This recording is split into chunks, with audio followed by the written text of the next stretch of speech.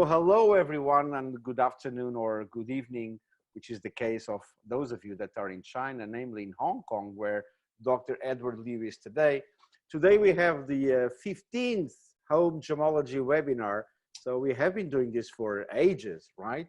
And today we will have a very special topic, and the topic is really a hot debate in our industry, which is among Jadeite Jade, which is the traditional way that we've learned at school to designate a certain type of jade material, and the Chinese trade term, which is Feicui.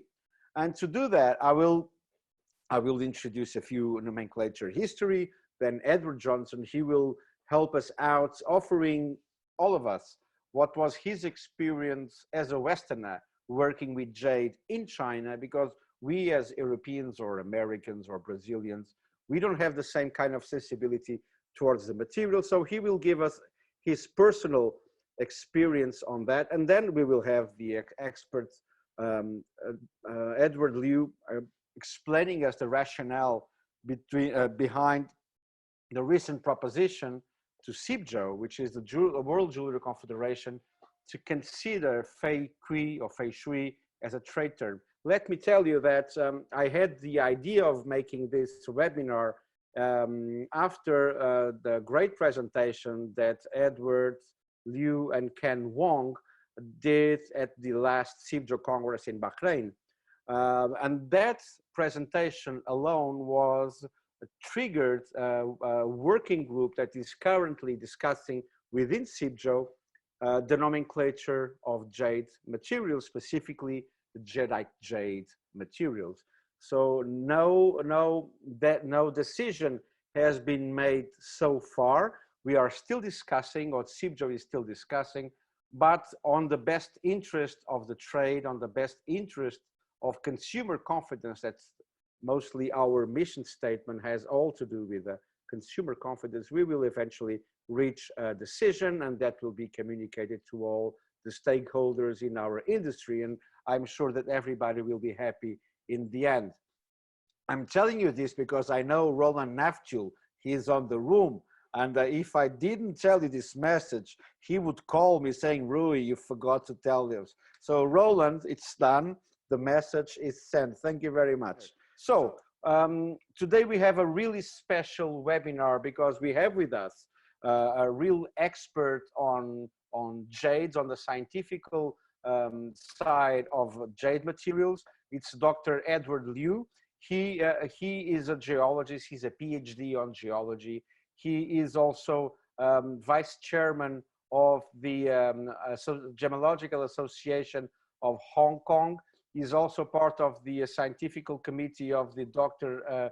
Edward Gubelin Gemmological Association. Sorry, Edward, if I'm not saying the word correctly. And you are also part of the a really important Asian Pacific Trade Association. So Edward, I would love for you to join us right now, just to say hello. Hi. So people Hi. Know you, and hello. And it's really brilliant that it's 1 o'clock in Hong Kong and you are there for us. And thank you very much for that. So good morning, so good afternoon, and good evenings to all of you. Yes, okay. And yes, it's my honor to be in here because of you. You invite me to have this webinars, but it's good.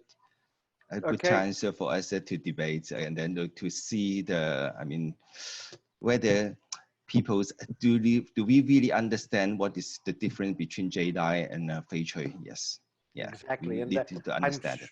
I'm sure that your presentation will blow almost everybody's mind, as it did at CIBJO Congress in Bahrain, when you and Ken Wong offered us that presentation. That part of it you are going to share, you will share with all of us today. So thank you very much.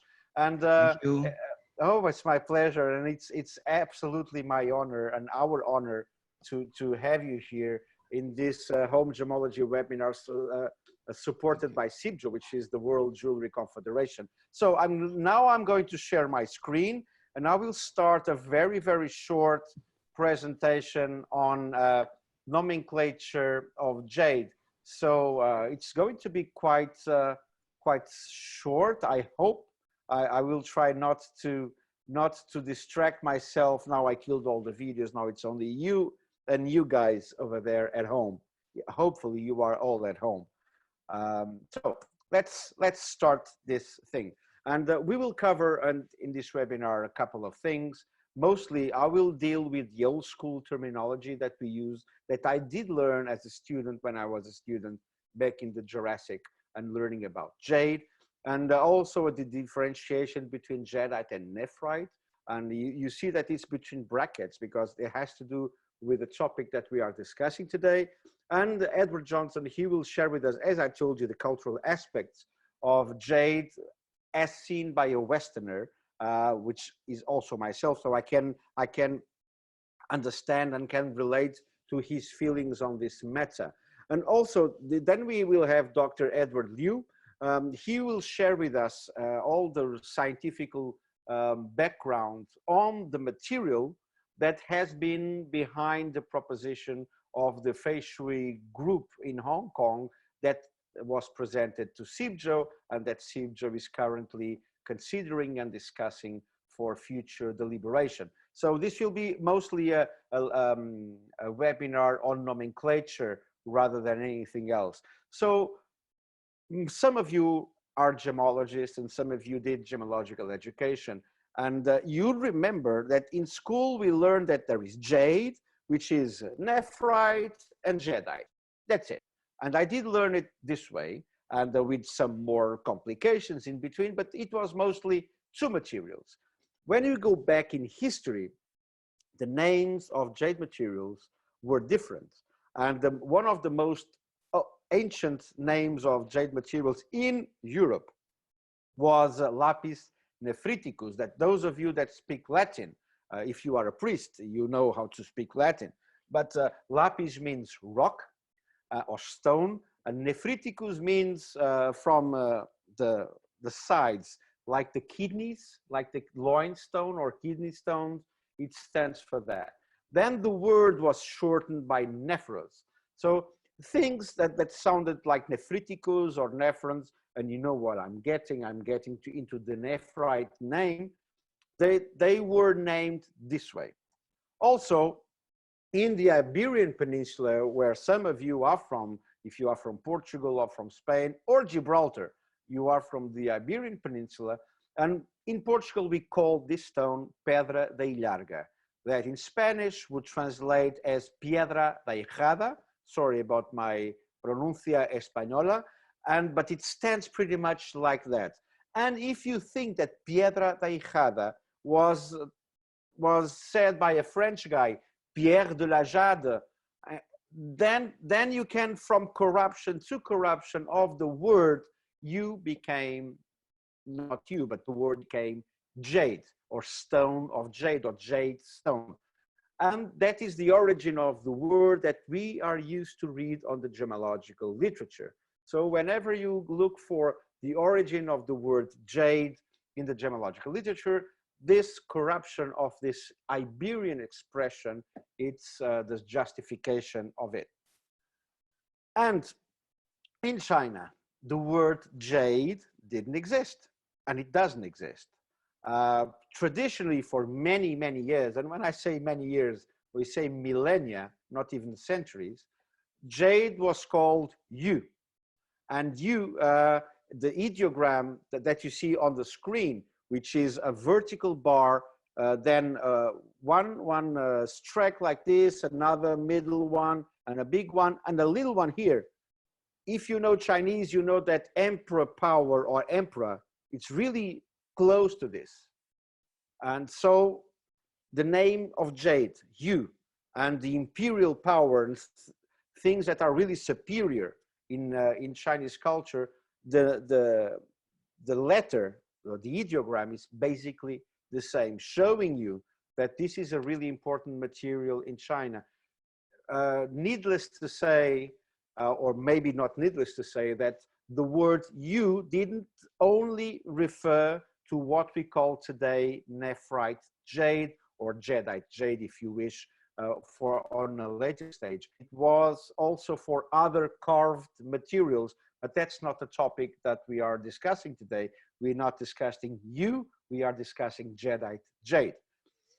Interestingly, at the same time that in China, thousands of years ago, jade was being used, or nephrite was being used locally, also in Mesoamerica, in what is today Guatemala or Mexico, the Olmecs, the old pre-Columbian civilizations, they were using a very similar material, okay, that we now, today we know that is jadeite or omphacite. Jade doesn't matter now the name, but visually it's quite similar. And when the Spanish got there, they knew piedra laijada. They knew the name of the kidney stones that was a name that they called to the Oriental Chinese stones. And they called this material the same because it looked the same. So these chaps from Guatemala, that they didn't know they were from Guatemala, the deposits were discovered then later on, they call it jade as well. So jade, all of a sudden, was the same name for the Chinese Oriental material and also the Mesoamerican material. And of course, we are talking 16th century when they started to arrive in Europe. At the same time, not at the same time, but in the kingdom of Pegu, Burma, if you wish, Myanmar, the modern name of the country since 1992, a similar material was also being mined.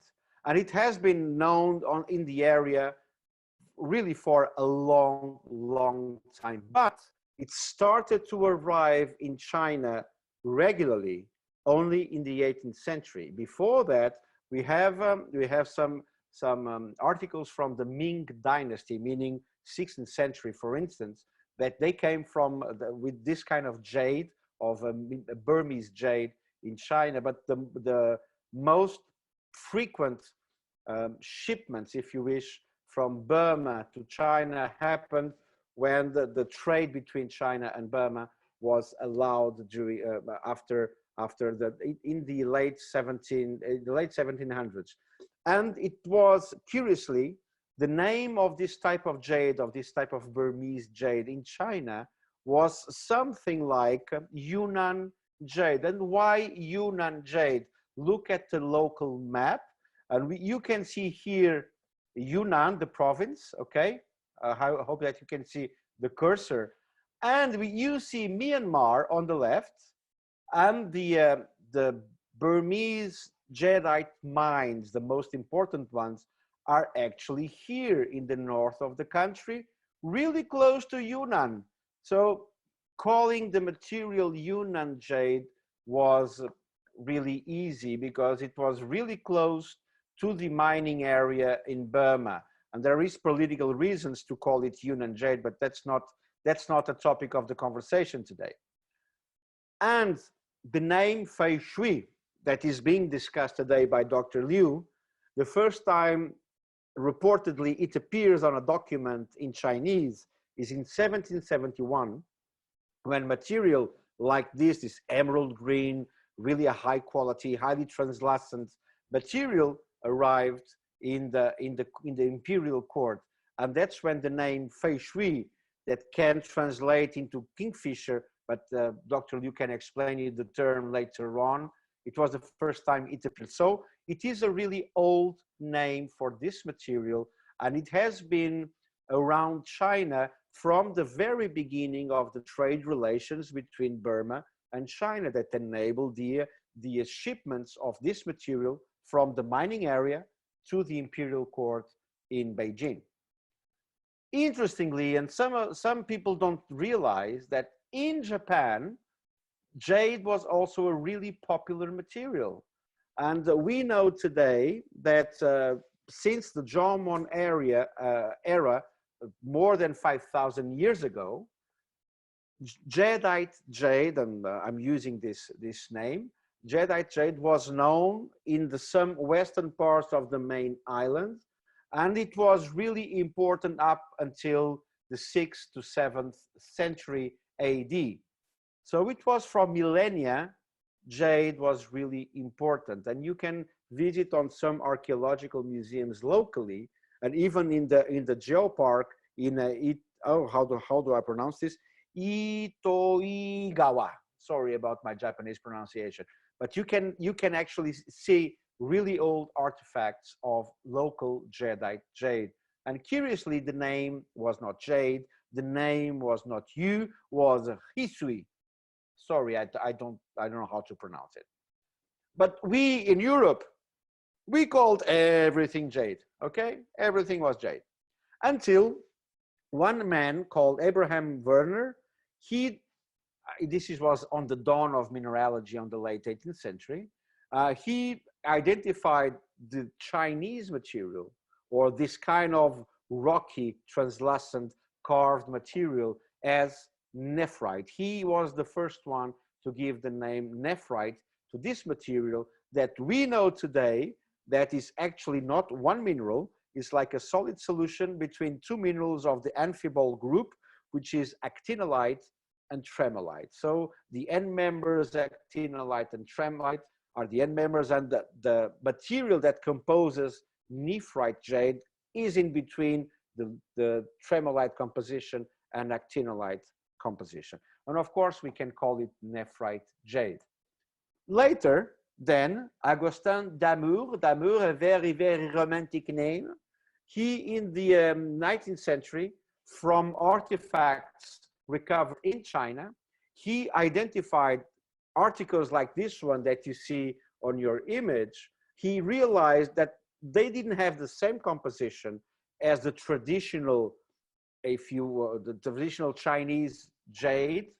And so he identified this mineralogically as a totally different mineral species and called it jadeite. And today we call it jadeite jade. And we know that that's why jadeite has an asterisk there, because it's the topic of our presentation today. But it's a pyroxene, which is a totally different group, a totally different kind of silicates than amphibole. So it's only from the 19th century that we finally, that the grounds for what was my education in gemmology, like jade is one thing, then you have nephrite and you have jadeite. This is where it comes from. And it was like this for more than 100 years. In China, the names were different, but this is not the topic of our presentation. It's a Ying Yu and Wan Yu. Now I'm showing my Chinese skills. And just real quick, really nice pictures of traditional and really expensive nephrite jade artifacts. And this is probably one of the most expensive ones ever. It's from the Qing Dynasty, it's an imperial seal. It sold in 2010 for over $15 million. And some of you are thinking, wow, but isn't jade always green? Isn't the most valuable jade green? In jadeite, yes. In nephrite, which is this kind of material, the white, what sometimes in the trade we call it mutton fat, because it has a greasy luster, and it's like the grease of a mutton, a mouton in French, a lamb, I think it's the other name for that animal. And you look at this material, it's quite white and greasy, and this is the most expensive one. And if it has a pedigree, if it has history like this one, it's crazy price. Of course, you have nephrite, jadeite jade artifacts from the 18th century and beyond, not old jadeite jade artifacts, but from the 18th century on beyond, like Qing Dynasty in the Qianlong period, etc. And this is a belt buckle, unbuckle, unbuckle, unbuckle, unbuckle. Oh, sorry, I didn't unbuckle. And this is amazing. It's on the Metropolitan Museum of Art.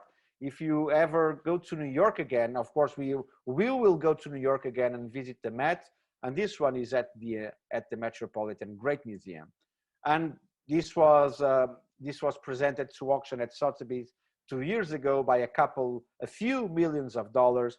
The traditional jadeite bangles, really expensive when they have this kind of quality.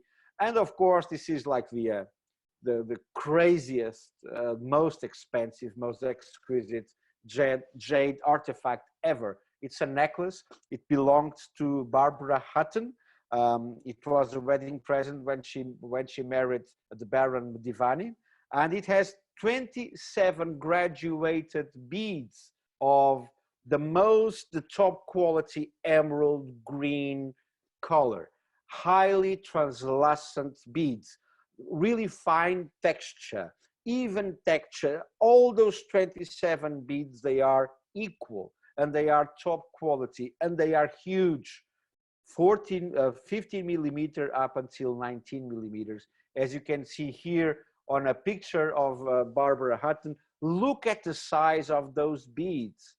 Those are huge. And of course, for those that you know, this necklace sold for only $27.4 million. It's nothing. So it's, sometimes we think, oh, diamonds, they are so expensive. Oh, some natural pearls are so expensive. Oh, some rubies are from Burma. Oh, they are so expensive.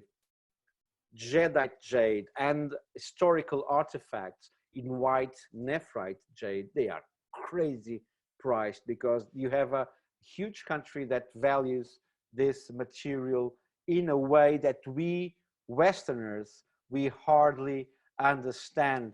And I would now call Edward Johnson on the stage, no, not stage, on the floor, because this kind of relationship that the Oriental civilizations have, Chinese in particular, have with jade, we in the West, we don't quite understand it, do we? No, I think you're right, Rui, and it's a shame in many aspects, but one of the main areas that I always found fascinating, I lived in Hong Kong through all of the 90s, and a large period of that I spent testing and working at the Hong Kong Jade Lab, Hong Kong Jade and Stone Lab in Hong Kong.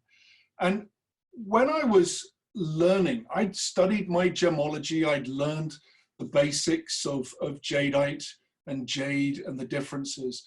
But when I was working in the lab, the gemmology of jade is quite simple. There's a testing procedure that you go through. It's mainly involved in making sure that you can separate out stones that have been treated. Edward will talk about some of that classification of types of jadeite, or jade, A, B, and C, and D jade. So the gemmology was relatively simple as a process. There was equipment that was needed, and you needed experience. But what really fascinated me in the area for real learning as a Westerner, as a young Westerner back then, was to understand the cultural context of jade in Chinese society. What I really realized early on is jade has a far richer and longer history than any other gemstone that we use in jewelry. The first known sites, archaeological sites where they were finding jade artifacts, date back 5,000 years before Christianity. So we're talking 6,000, 7,000, 8,000 years ago, mankind was using jade, and they were using it not to adorn themselves to start with. They were using it as a tool and as a weapon. We know that in our gemstone world, we have diamond, which everybody knows as being the hardest gem material, but hardness is different to toughness. Hardness means the resistance to scratching, and diamond is by far the hardest material we have in the gemstone kingdom. But jade, nephrite, and jadeite, as we're learning today, are the toughest materials. That means they have much more resistance to breaking. So way back when, we used jade, and especially in China, they used jade for artifacts, for weapons, and for tools, things that had a purpose and a use and a value in society. Of course, as that progressed, these items, as well as being tough, they were also beautiful, became objects and statuses of symbols of power. So you have items such as what we in the West called scepters, which often royal families hold, but also in China they were called ruis. And you had jade ruis. So it wasn't, they're not related to you at all, Rui, by the way, but they're you know, a subgenre of ruies. So those aspects of jade mean that it was valuable before people even considered the beauty of the material, because it had a purpose in society, mainly due to its toughness. And one thing that I might add on that is that cultural significance in China compared to the West.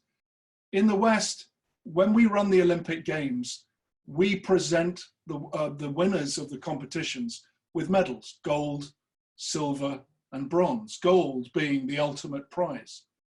However, in China, in ancient times, the winners of contests were given jade. They were given jade ruies, and gold was a lesser prize.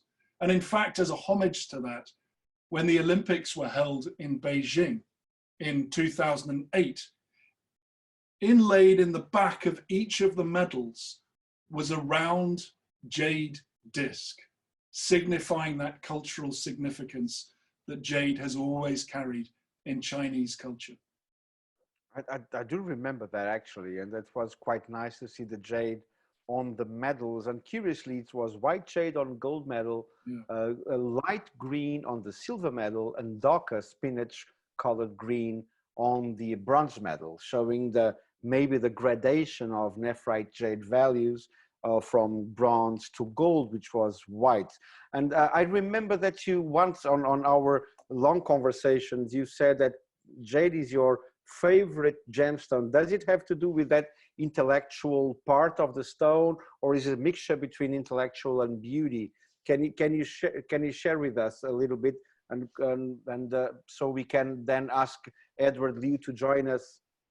Yeah, definitely. I mean, I think it's a mixture, but for me, the fascinating was this mix of art and religion and cultural symbolism. This way that when you think of the religions in China, you have three main religions generally, and traditionally you have Taoism, that ancient religion which is based on the worship of nature and man's place in nature.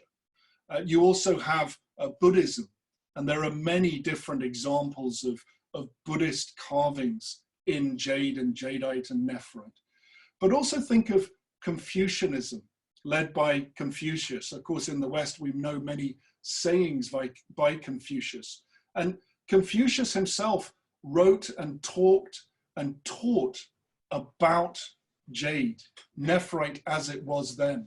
So it's interesting to me that very often when we were able to go to gemmological conferences, many people would often refer historically, they would refer back to Pliny the Elder and his natural history writings, which were around about AD 70, 77, 79, something like that.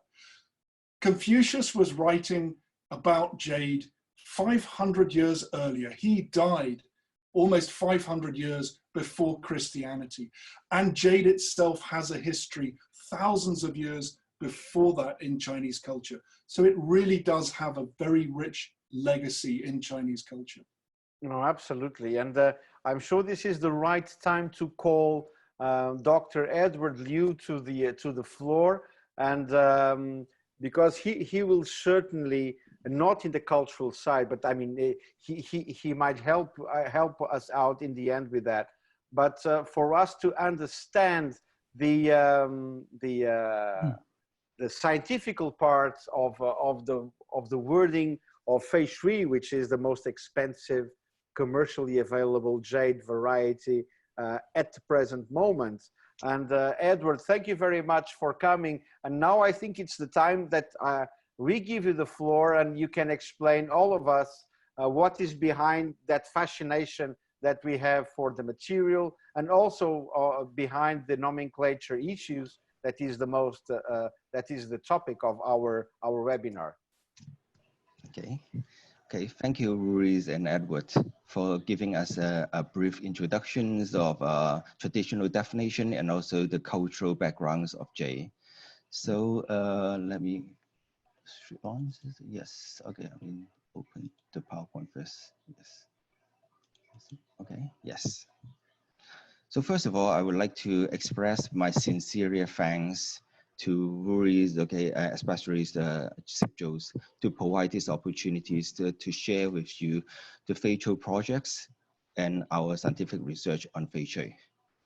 So originally the PowerPoint, this presentation was a bit comprehensive and long. It took an hour, okay, with my colleague, Ken Wong, present in CIBJO Congress in Bahrain the last years. Since time is limited here, so I try to simplify it and hope that I can finish on time. So the Feicui project, which aims is to establish the standard method for testing Feicui and the gem testing laboratory management system for Hong Kong in accordance with ISO 17025 to consolidate the Feicui testing in Hong Kong and certify in Hong Kong brand. So it was committed and begun in 2003 by the Gemmological Association of Hong Kong with the help of the Hong Kong Productivity Council and also supported by the Hong Kong government. The standard was complete and launched in 2016, and it has been translated into Chinese version in 2018 with the help of Dean Professor Yang and his team members from the Gemmological Institute, University of Science, Wuhan, China. The history. The Chinese have been using Jade, or we call it Jade, okay, since ancient time.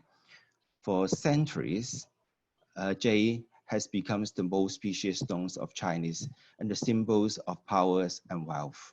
However, the Chinese have not made the scientific definitions of jade, but confirming that jade is stones with great beauty. So it was until 1846 and 1863, French mineralogist Alexis Domos carried out scientific studies of jade from China, and he found that jade from China consists of two distinct minerals, two kinds of minerals, and identifies as jadeite and nephrite. He then established the definitions of jade, which has been adopted by gemmologists and used in textbook nowadays. But here, remember one thing is that under jade, the jadeite and nephrite are not single crystal, but they are polycrystalline aggregates with complex interlocked structure.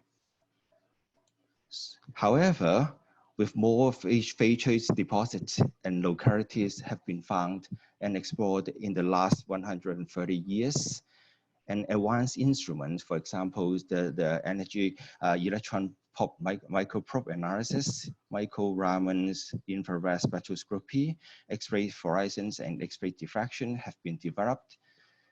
Much research into jade has shown the Feicui from Myanmar, Russia, Guatemala, Japan, and other countries consist not only of jade, but other pyroxene minerals combinations. So in 1984, Professor Mimi Ouyang's, okay, our chief technical advisors, okay, academic advisors, and discovered that some Feicui materials contains cosmochlor, and further research by other researchers also provided that, proved that anthracite is commonly present in most of the Feicui materials.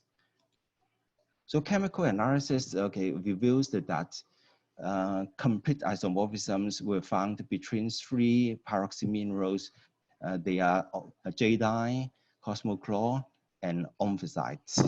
In jadeite, the aluminium can be replaced by chromium, and with the increase of chromium contents, the color becomes more green until the intense and deep green, okay, becomes of cosmochlor. On the other hand, if aluminium is partially replaced by magnesium and iron, and sodium is partially replaced by calcium, it becomes anthracite. And in here, you may find that jadeite and anthracite shows a similar physical properties. For example, the refractive index and also the specific gravities, they're similar. So if they have a similar appearance, it's difficult to use the conventional gemmological tests, for example, reflectometers and also the hydrostatic method to test the SG to distinguish them. It's difficult. So since the start of millenniums, the economic booms in China has led to a dramatic increase in demands for Feicui, leading to three things: new ideas and designs in the Feicui business. Second, others colors Feicui materials become fashionable, and colorless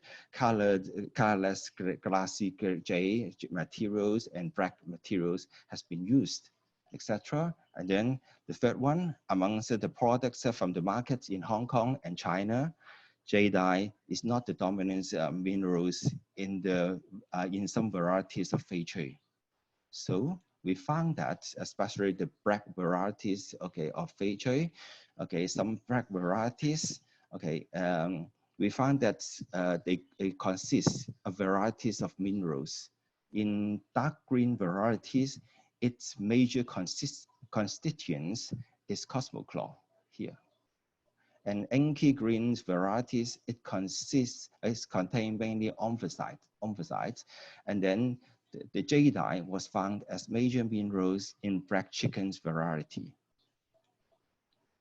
Then, what are these materials with bright green colors? Bright green colors, are they all Jadeite jade? What do you think? The answer is not.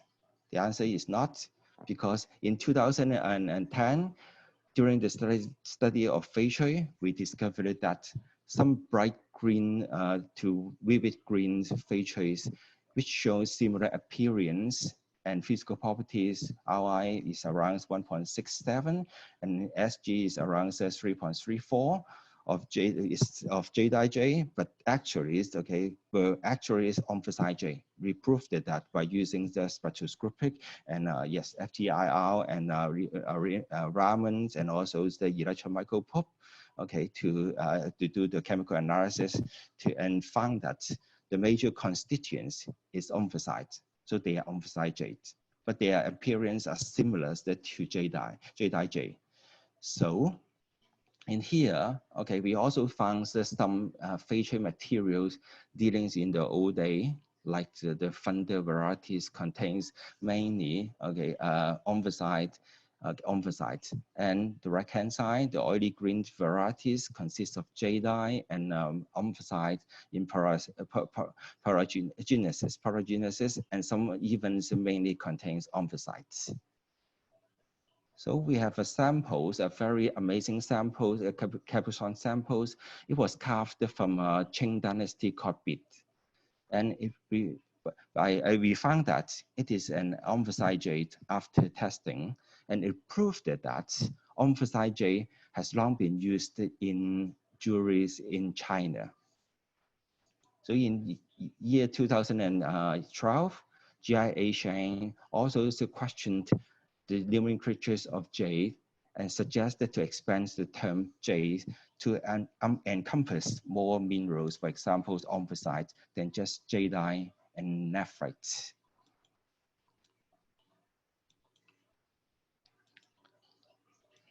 And in recent years, some newly discovered bright green Feicui materials from Italy and Guatemala were found in the market, and their major component is omphacite after gemmological tests. Also, chemical analysis reveals that they contains more higher chromium contents and lower iron contents compared with the inky green omphacite jade. So this is omphacite jade. It has more ions than the bright green varieties, and then the chromiums is less than the bright green varieties, the omphacite jade. So the color depends on the trace elements. It's not depends on the minerals. Okay, so again, since jadeite, omphacite, and cosmochlor are three major isomorphous minerals which commonly occurs in Feicui, so their anions can completely or partially here, the anions can completely or partially replaced by other elements. So it makes identification difficult, especially not only because of the isomorphisms may cause different minerals combinations within a tested samples, but also it may cause a chemical compositional zoning within every single crystals. That means if there is a chemical zoning within a single crystal, it's very difficult to test it, whether it belongs to which minerals.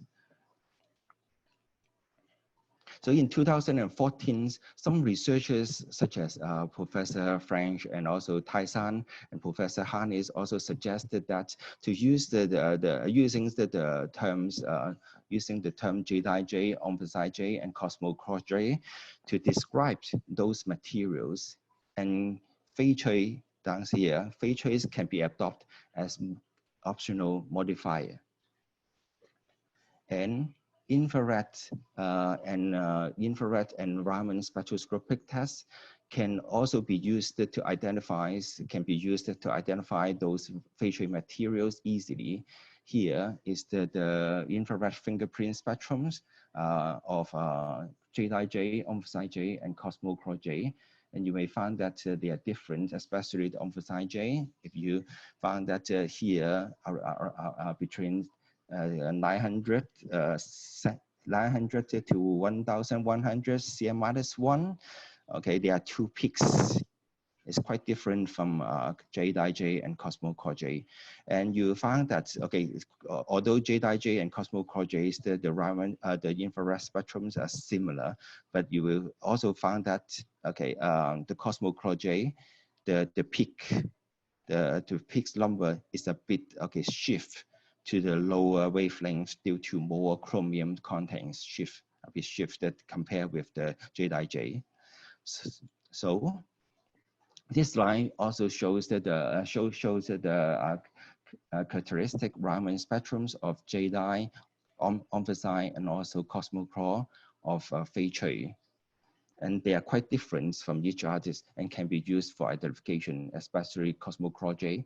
The Raman spectrums have more peaks compared to, Omphacite and Jadeite spectrums. So if I ask again, is Jadeite equivalent to Feicui? Absolutely not. The concept that Jadeite and Feicui are identical is therefore no longer valid, and it is inadequate and inappropriate. As Jadeite is the names of single minerals, it cannot be used to names as the names of a complicated minerals aggregate. For example, marble cannot be named as calcite, and lapis lazuli cannot be named as lazurite. Am I right? So, however, the complex and heterogeneous layers of features makes mineral recognition difficult. If they appear in different colors, like this one, we may identify them easily using those spectroscopic tests. But originally, okay, this sample is interesting. You see the white and also the green parts. Originally, I think that the white part may be quartz or other things, and then the green part is jadeite. But after spectroscopic tests, I found that the green part is omphacite, but the white is jadeite.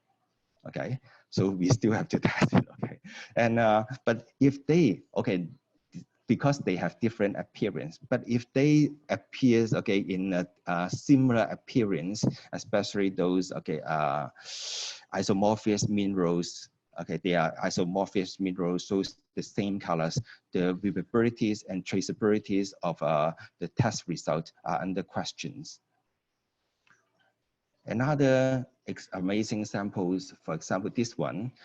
At first, we suspected that, okay, we used the infrared spectrums to do the what we call the sample point testing, okay, random point testing, and we found that it's suspected that, okay, okay, it has layers of jadeite on top, because we got the spectrum of Jadeite Jade on top, and then we got another spectrums emphasized jade at the bottom. So we think that is the layers of jadeite jade on top, and then another layers of emphasized jades at the bottom. Sorry, at the bottom. But we cannot sure because we don't know the spatial distributions of those minerals. How do I know about it? And also, so we get another specials spectrums at the size. We don't know what is it. It's not jadeite, it's not emphasized, but in between, it was suspected that to be the transition spectrums between jadeite and emphasized, but I'm not. But at the end, it is not. So in order to understand the mineral composition and spatial distribution of Feicui, a non-destructive variable pressures scanning electron microscope with backscatters electron imaging was used. Mineral contains relatively higher means atomic weight will appear brighter in the backscatter electron image. So in here you will find that the higher the atomic weight, the higher the brighter the areas. So we found that the green the dark grade jadeite was distributed on the light grade emphasized background. Yes.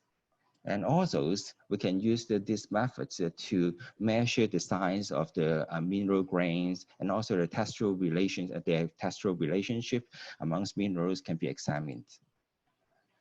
In these samples and other samples, we use the same method, and when we look at the backscatter electron image, we find that these samples compose of emphasized and cosmochlor.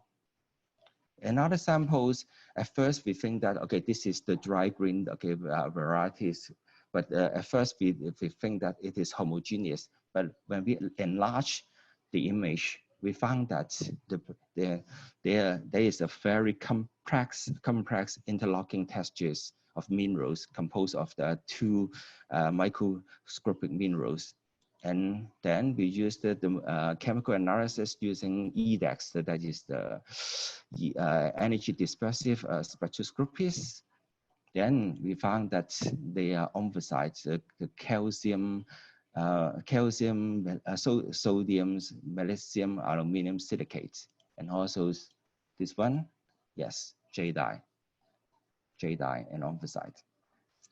So we refer back to the samples that we have. We got the two different infrared spectrums at the top and bottoms, and then we try to merge all the backscatter electron image together at low magnifications of different parts of the samples using photosoft layer mask. And it shows that the whole picture, it shows that the whole pictures of the spatial distributions of different minerals in these samples. And we found that it mainly consists of light grades, emphasized as background, and with a little veins and patches of dark grade, jadeite. So it depends. The result depends on your infrared test. I mean the area where you test the area. For example, if you do the infrared test near the center here, you may get a jadeite spectrum. If you you may find emphasized here, and there you may get mixtures of sorry, let me click on it again, show you, and you may see the mixtures of jadeite and emphasized spectrums will be acquired. So how about at the bottoms, we do the same things and merge all the backscatter electron image together, and we found that the background also are composed of emphasized with little veins and patches of jadeite located at the sides of the samples. So we know the distribution of those minerals by using this method. That it helps to explain, so this method helps to explain why wrong interpretations of insufficient data from random point testings of, for example, FTIRs may lead to incorrect results. In these dry green variety samples, element mappings were also acquired, and it shows that what we call it, concentrate chemicals and minerals compositional zoning. That means zoning structures composed of different minerals and chemical compositions. With the act of micro-Raman spectroscopy, chromides, we found chromides, okay, with micro-Raman, and we test here, we got some chromite grains in the core, I mean in the center of the solar structures, and then surrounded by radiated cosmochlor, and with those black, what are the black minerals? They are the clino amphibots distributed along the rim, the outer rim. So, problem faced by laboratories. The identification of homogeneous features is sometimes possible by basic gemmological tests with the use of infrared and Raman spectrum.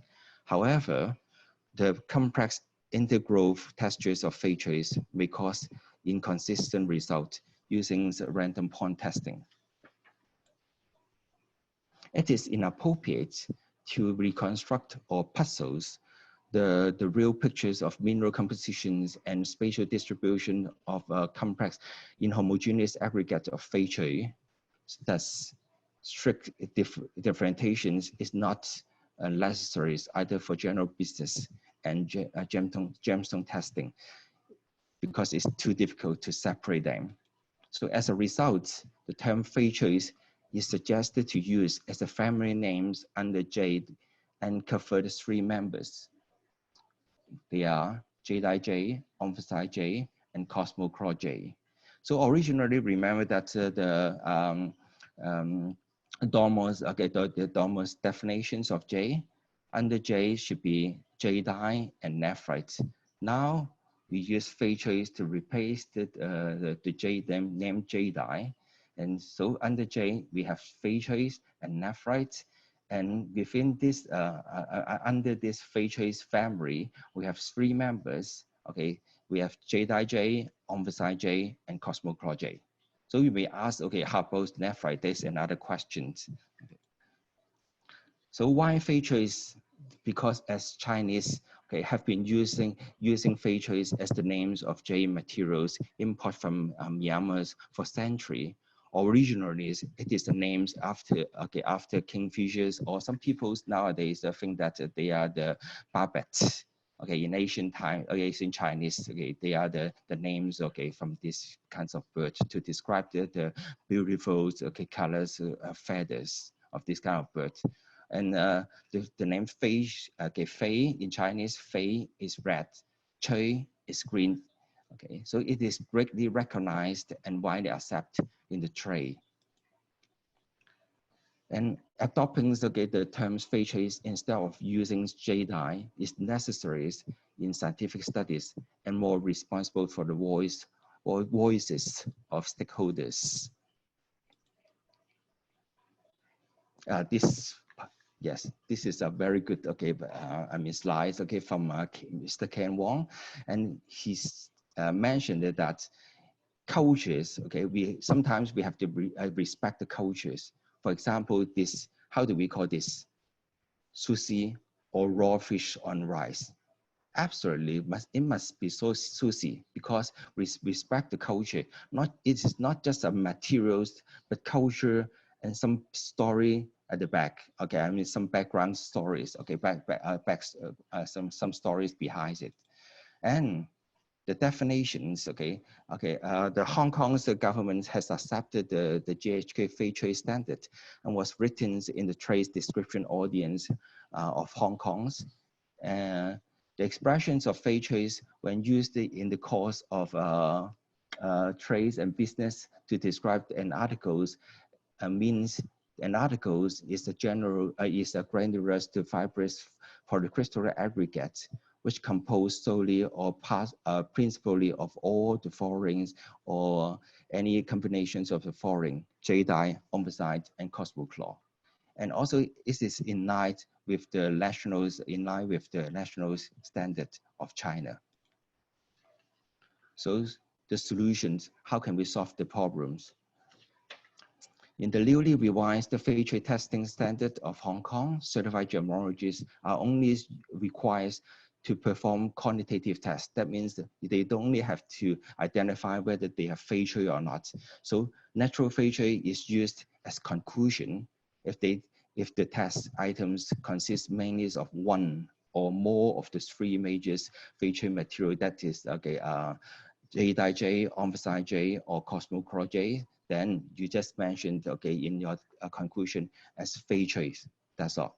You don't have to whether distinguish whether they have Jadeite Jade, omphacite Jade, and cosmochlor Jade. But if your customers request for it, you may do the further test. But it is more time consuming, and then you must do other further tests to do it. So during the development of Feicui testing standards, promotion and harmonization works have been done through organizing plenty of seminars, workshops, consultations, and conferences with influential institutions and associations, including CIBJO's Group in Gem Labs, SSCF, NGTC, GIT, GIC, Wuhan's, and also Beijing's, etc. So we are happy to have those renowned national and international gemmologists and professors as our technical advisors to help and support this project. Many industry advisors like Mr. Ken Wong were invited for trade promotions of the industry of the standard also. So only by adopting a unified namings, the trade and customer will be benefit from it. The GHK proposed to list Feicui in the CIBJO Blue Book and most recent Congress in 2019, and the response was positive. And we foresee that Feicui will be worldwide recognized and accepted. Thank you very much. Thank you. Thank you very much, Edward, for another brilliant presentation. Quite technical because it goes a little bit into mineralogy, but it's the only way. It's the only way of actually explaining exactly what's behind the reasoning why you have this proposition and why the working group on Feicui approached CIBJO in November. I mean, it approached earlier. I remember in 2013 in Tel Aviv Congress, it was also discussed, the subject, yes. But it was eventually this year that the group got more attention, and now we are in a process of discussing and decision making eventually later this year or early next year. So thank you very much. And before I invite you, Edward, to look at the questions at the Q&A, because you've got quite a lot of them already, and I'm sure they will start jumping into the Q&A button as soon as we finish. I'm going to share just a little poll with all of you just to ask you which would be the theme of the subject that you would like to see covered in the webinar of the 26th of May, having in consideration that next week it will be on famous pearls, as I mentioned. So one of the questions, Edward, I see here, and it was also pretty much asked in the morning session, was, can we say that Feicui is a rock, or is it a mineral? Is it an aggregate? What would be the most correct way of calling the jewelry type material that it's been termed Feicui in China?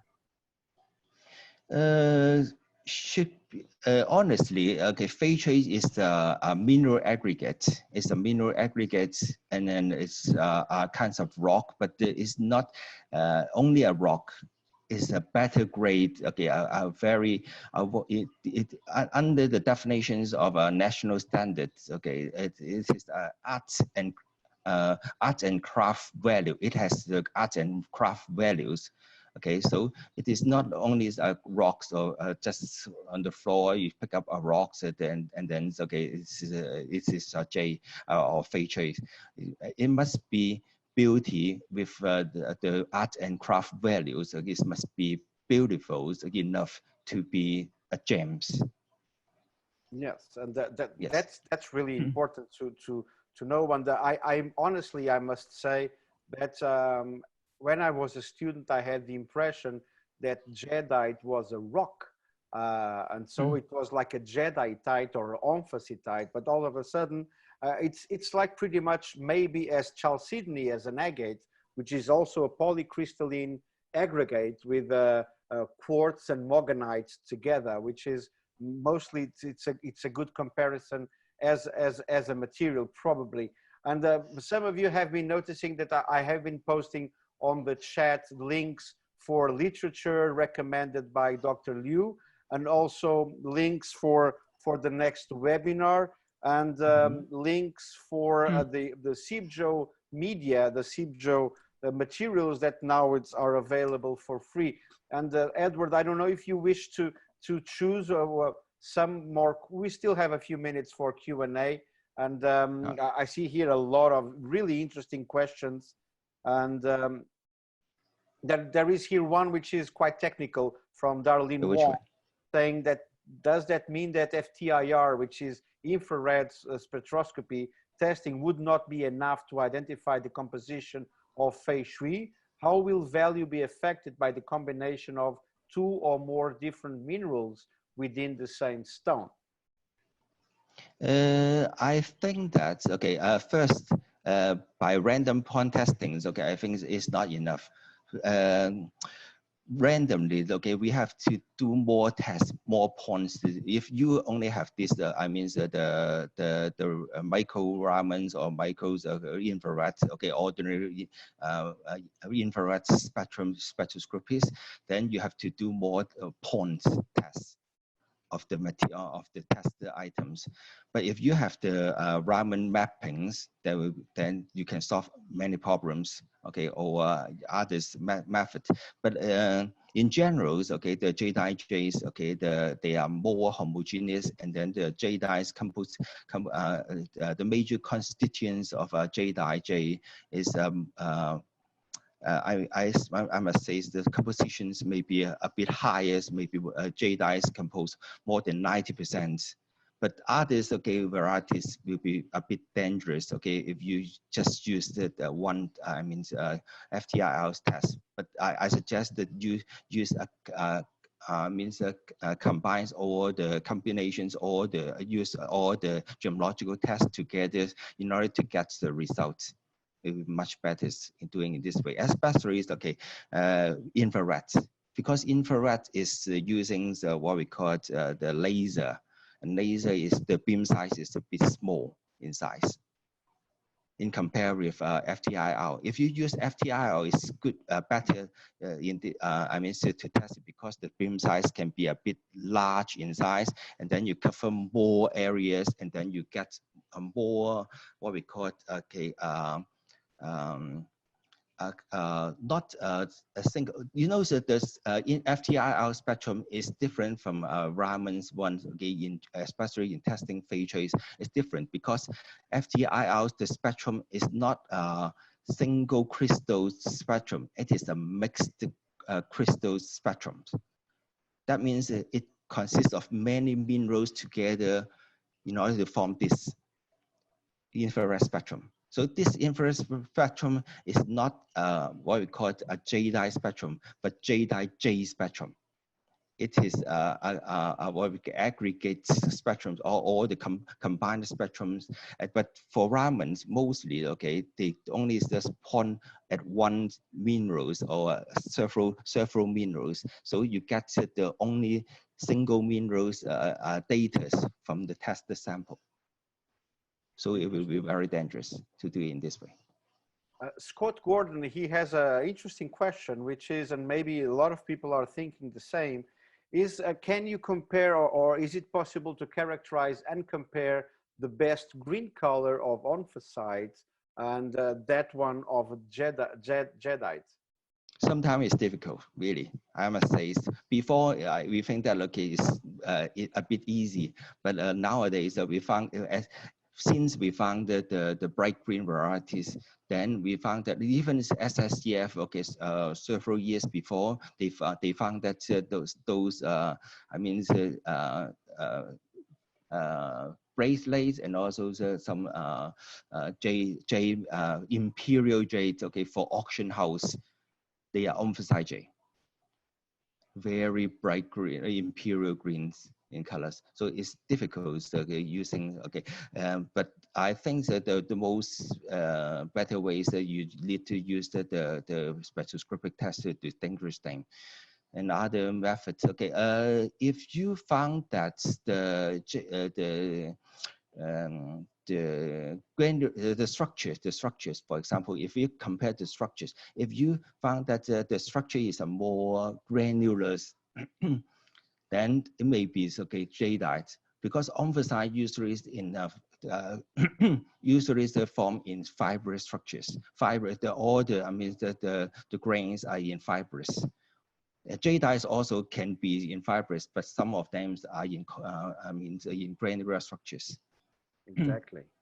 And a lot of people are wondering because actually this is not new. I remember you've shown the Shane McClure GIA's Shane McClure article, which was not published on Gems and Gemmology, but it was on GIA website, discussing the Jadeite nomenclature based precisely on what you were saying. And I remember really well, and that was quite a few years ago.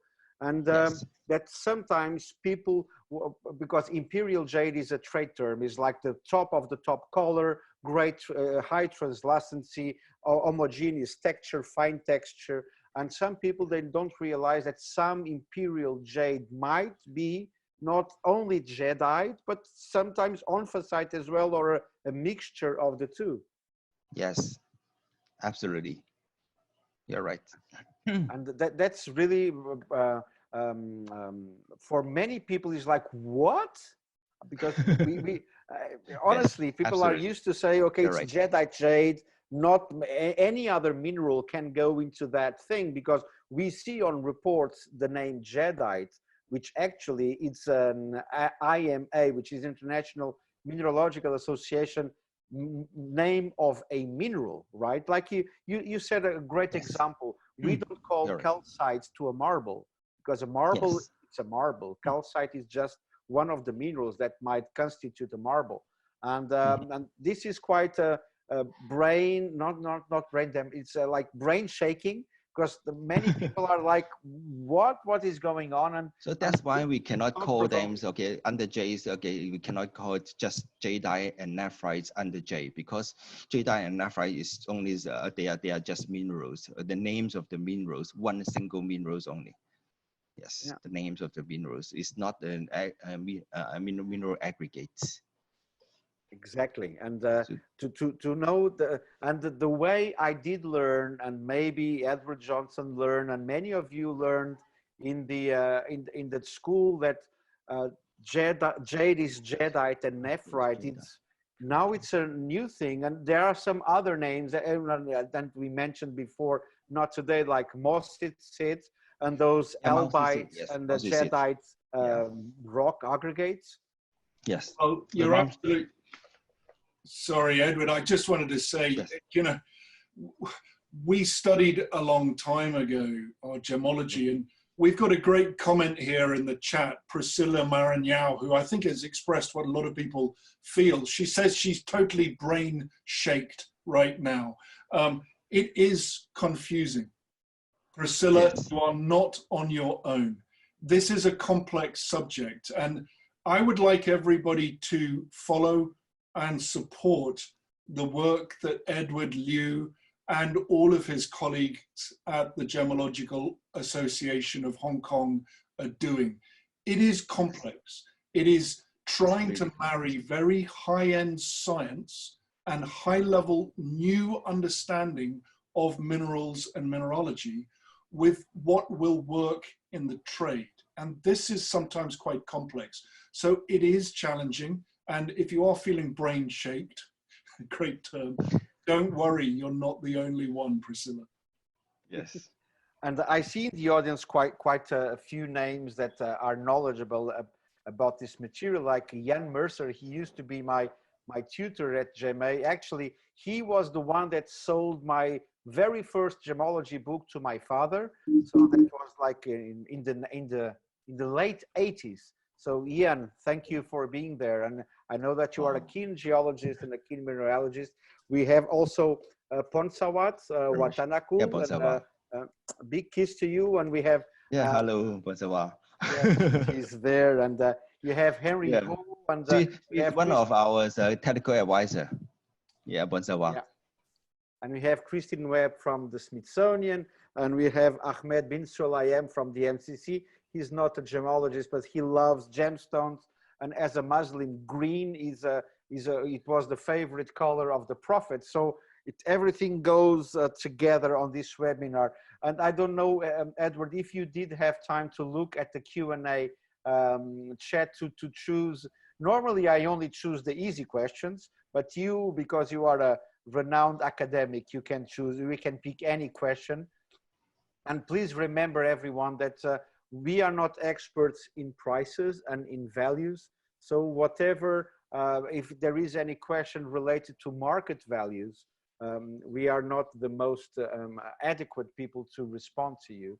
So make sure you keep the questions technical, gemmological, scientific, geological. And if the question is for Edward Liu, it can be very, very complicated question. No problem. Yeah. Yes. Yes. Absolutely. I'm still looking at those questions. Okay.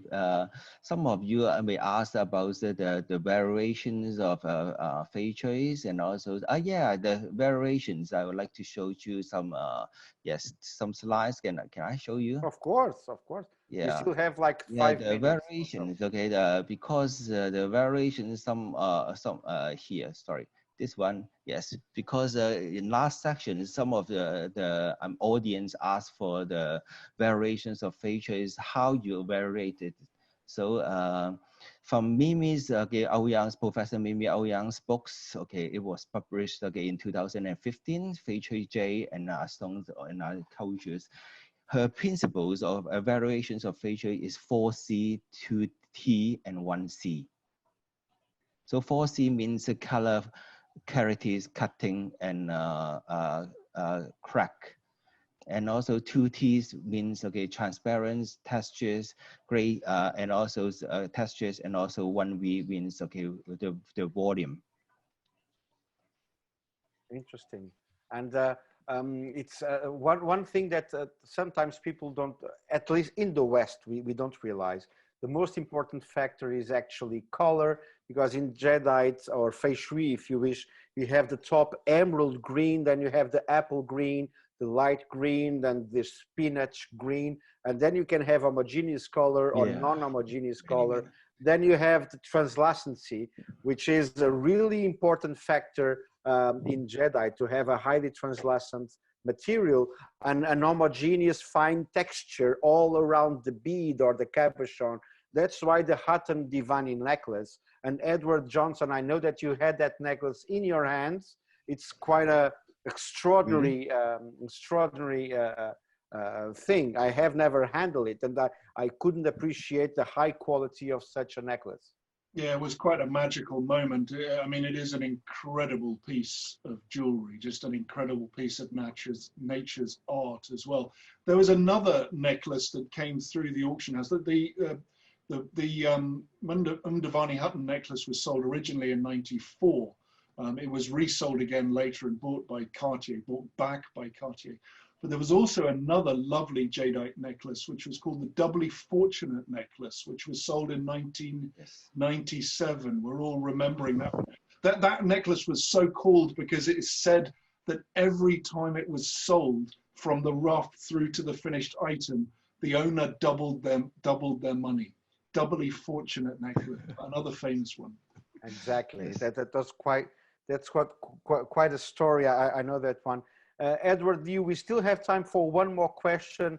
And while you look the at same questions, yes, the same. You go on first. Yes. No, it's, I'm not choosing your question. I'm just sharing Yeah, the poll results saying another that question René comes Lalique was also the said most the voted.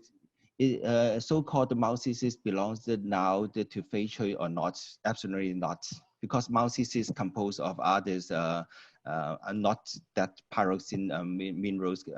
Isomorphous minerals with jadeite, cosmochlor, and andesite. But Maltese compose more albides and clinochlor and some chromite and also acromite. So all those minerals, the compositions is not belongs to what we call the J, categories. It's not within the Feicui categories, so we don't call it Feicui. So Maltese will be out of the group. Edward, can I just come in with one question that seems to be coming up a little bit? Some people, especially Li Yunxia here, is saying she's a bit confused about grades A, B, and C. And other people are asking about type A to D jade. Can you explain a little bit about the classification system for jadeite that's used in Hong Kong labs? Yeah, this is the, yes, let me show you again here. Can you see? We are seeing the principles. Yeah, the type ABC. There we go. The ABC here. Yes, this one. Yes, yeah. Just a moment. Let's move. Okay. Is it okay? Those are the colors. I must take it away. This okay, and then here, this is the principal. Can you see? Feicui is. And while you are choosing the screen, this one. This nomenclature only applies to jadeite type jades, not to the nephrite type jades. Yeah. Can you see the screen?